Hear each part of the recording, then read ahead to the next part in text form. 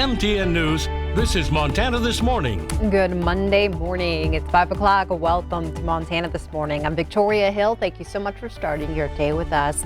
We begin this Monday morning with news on the pandemic. In the past week, more than 1 million new COVID-19 cases have been reported in the U.S. and more than 11,000 people died. CBS's Bradley Blackburn has more. The country's largest school district reopens today. Roughly 1 million students across New York City will be back in the classroom, many for the first time in over a year. I miss playing with my friends in the playground and play with the toys. Pediatric COVID cases have spiked in other parts of the country in recent weeks, at one point accounting for a quarter of all new infections. We continue to be on a high plateau. And the reality is that we may be headed to another peak. Students in the Big Apple will have to wear masks at all times, and all teachers and staff will soon have to be vaccinated. Some experts believe the shots will be approved for younger children this fall. In a best case scenario, given that timeline that I've just laid out, you could potentially have a vaccine available to children aged 5 to 11 by Halloween if everything goes well. So far, only 25 states have fully vaccinated at least half their population. Those numbers prompted President Biden's effort to make the shots mandatory for businesses with at least 100 employees. It should be a personal health care choice. This is not something that the government should mandate, and somebody shouldn't have to make the choice between keeping their job and getting a jab in the arm. Surgeon General Vivek Murthy disputed the idea that the government is overstepping its authority. We have to put this in context. There are requirements that we put in workplaces and in schools every day to make sure that workplaces and schools are safe. Murthy also says with the UN General Assembly getting set to begin tomorrow, President Biden will soon announce new steps to slow the coronavirus spread worldwide. Bradley Blackburn, CBS News, New York. President Biden says the United States has donated 140 million vaccine doses to other countries, adding it is just the beginning. Meanwhile, the number of people getting vaccinated against the coronavirus continues to increase here in the U.S., but officials say there's still a long way to go. The CDC reports nearly 74% of eligible Americans have received at least one vaccine dose. Nearly 63% are fully vaccinated. 74 million Americans who are eligible for the vaccine are not yet vaccinated. Now it's time to turn our attention to weather. Miller joins us here on the set after this wonderful weekend. We have a wonderful week ahead. We do. It's going to be a pretty quiet week this week. We're going to see temperatures up and down, no extreme heat, so I know folks are pretty excited about that. And the surface smoke, at least for the next couple of days, should be kind of light out there. We'll say the air quality will be anywhere from good to fair. So some good news to start the week off. A nice shot there courtesy of the Stockman Bank weather cam as we get up and out of this morning. 58 at the airport, humidity at 60%, winds out of the south at about 7 miles an hour. Always love to crunch some numbers. Let's do that. Our high yesterday got up to 84, so above average. We're going to cool down today, though, so we won't see those temperatures, although we do still have some 80s in the forecast. 52 for our overnight low. Of course, we didn't get much rain. We are seeing some rain out there this morning, though. In fact, let's go ahead and take a look. Yeah, a nice little slug of moisture just to the east of Billings up to Miles City and Glendive. Now that'll calm down as we go along this morning, and then we could see some more showers and maybe even some isolated thunderstorms fire back up a little bit later on this afternoon. But a pretty quiet week on the way. Today may be our best chance of seeing some rain, and just looking good for the rest of the week. We'll take a look at that with the main forecast coming up. I think you'll be excited about the forecast. All right, and I have a question. Sure. Did you get new glasses? Did you notice that? Yeah, I sure did. Is this your first time wearing them? Yes, it is. Okay, because I'm the kind of person who someone gets a haircut and a week later I'm like, did you get a haircut? So nice, they look good. No, that's good. I'm glad I didn't wear them upside down there for a second. You're looking at me like, oh, they're like, they're a little thicker. I wanted to go like real dark, but my wife wouldn't let me. So no, those look good. You gotta make the wife happy. Well, no, they're a good balance. That. Yeah, I know what you. I like the thicker frames too, but cool. Yeah, but and that's hopefully good they for won't TV. slide as much. Apparently, they, I do a lot of this while I'm on the air, so I had them get these little gripper things to. Okay. So yeah. All right. If you can't tell, me and Miller, we don't get much time to catch up before the show, so this is our catch-up time. So, all right. Well, Miller, let's get. You're welcome. I'll get folks caught up on the news now. Well, North Korea test-fired what it calls a newly developed long-range cruise missile. A report from the country's government-run media says test missiles hit targets over 930 miles away. North Korea is barred from testing ballistic missiles, but cruise missiles are not subject to international sanctions. South Korea's military says it will analyze the launch. The U.S. Pacific Command says the test showed North Korea's intent to threaten its neighbors and the international community. Today, Secretary of State Antony Blinken will appear in front of Congress for the first time since the withdrawal from Afghanistan. He's expected to face tough questions from several lawmakers who feel the situation was mishandled. A new poll shows a majority of Americans wanted to get our troops out of the country. 67% say they oppose using the U.S. military to create democracies, and 62% want the U.S. to intervene less overseas. A former CIA director says not having a presence puts America at a greater risk and could lead to a rise in terror attacks. The Taliban takeover has left millions in limbo, wondering what freedoms they'll still have. CBS's Ian Lee takes a look at what life is like for Afghans under the new regime. It's only been a month, but the Taliban is already making its mark. The group's flag and logo cover the walls of the U.S. Embassy. This graffiti reads, "Brothers, happiness in freedom." But those so-called freedoms are under threat. The Taliban uses tasers, tear gas, and guns to stop protests as women demand equal rights. Still putting widely her chest to the gun demonstrates the level of changes and positive change of the society in Afghanistan. Life has fundamentally changed in the country. Local barbers see business cut as more men grow beards like their new rulers. Girls are still in school, but they're separated from the boys. Women must also wear head coverings. For Afghanistan's renowned all-female orchestra, the music has stopped. Once a symbol of freedom, its members are in hiding, fearful the Taliban will ban music like it did in the 90s. This time around, the Taliban is trying to show a more moderate image. But acts of defiance are still met with a heavy hand. These Afghan journalists say they were tortured for covering a protest. Many fear Afghanistan's new Taliban will be just like the old one. Ian Lee, CBS News.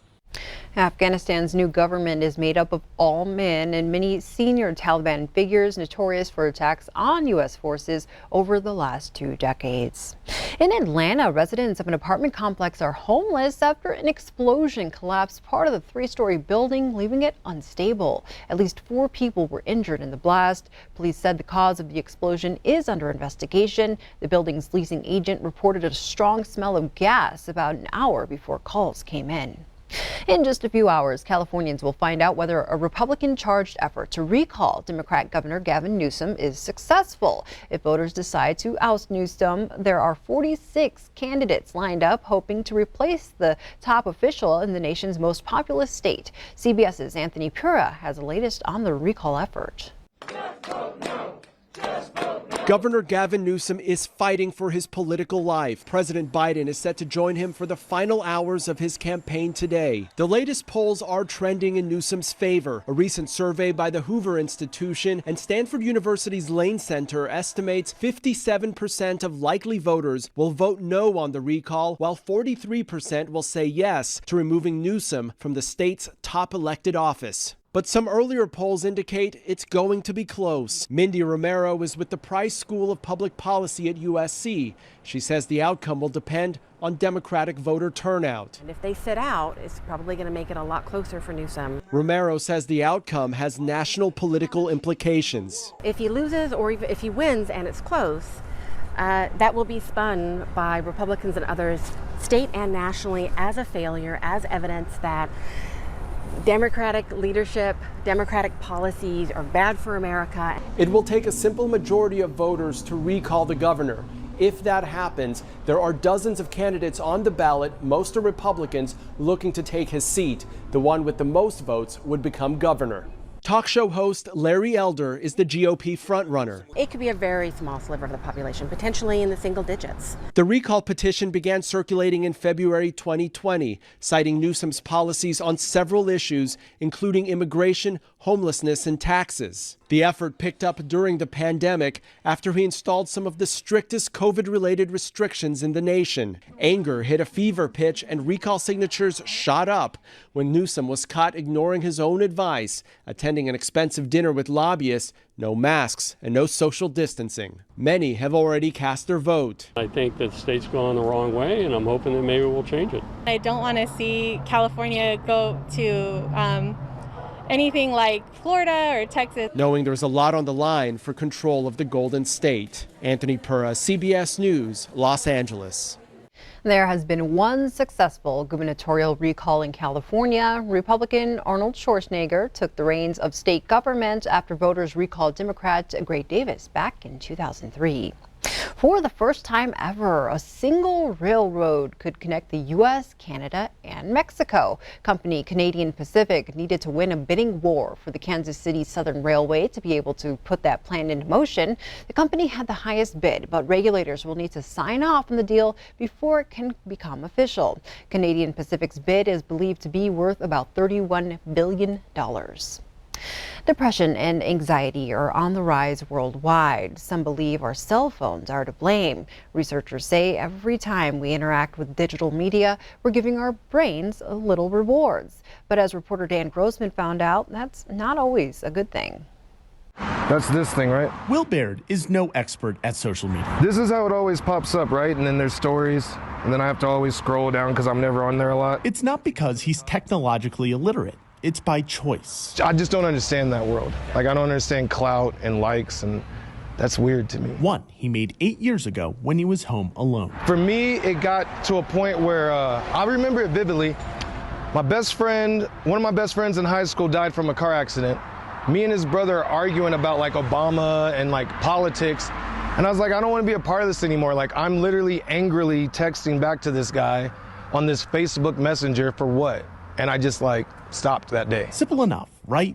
But when Will stopped, he realized it wasn't just the interactions that were making him uptight. It was his use of the medium altogether. Like, I would like live for that buzz and that message. And it was just like I was just angry. I felt like I was always on one. You know what I mean? I hated that feeling. When Will was interacting with social media, or even at a more basic level, his phone, he was subconsciously giving his brain little hits of dopamine, the neurotransmitter associated with mood, pleasure, reward, and decision-making. Every time he got one of those hits, his brain would downregulate or reduce the number of dopamine receptors that were stimulated as a way to maintain balance. It's what left him with that on-one feeling he hated so much. Our brain essentially goes into a dopamine deficit state as a way to compensate for all of those hits of dopamine. Anna Lemke studies addiction at Stanford University and says over time, enough of that downregulation changes our brain's set point for pleasure.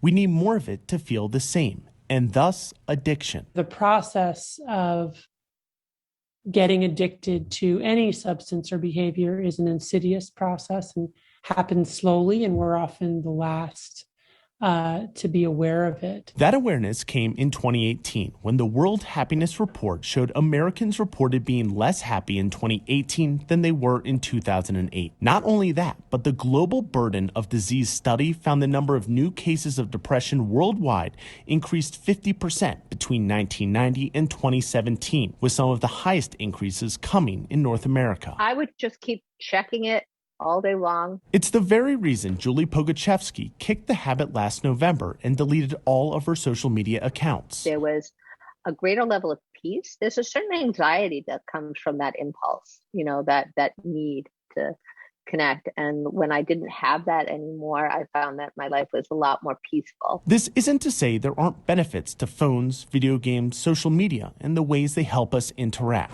I'm sure there's positive out there, but it doesn't outweigh the negative for me. Ones even will concede. But in the end, the choice to end its use is one he stands by and even celebrates. I know I'm a very stubborn dude. Like, it doesn't outweigh like the pain that it's caused. Like I hate, and like I don't use that word, and I hate social media. Like, I do. I'm Dan Grossman.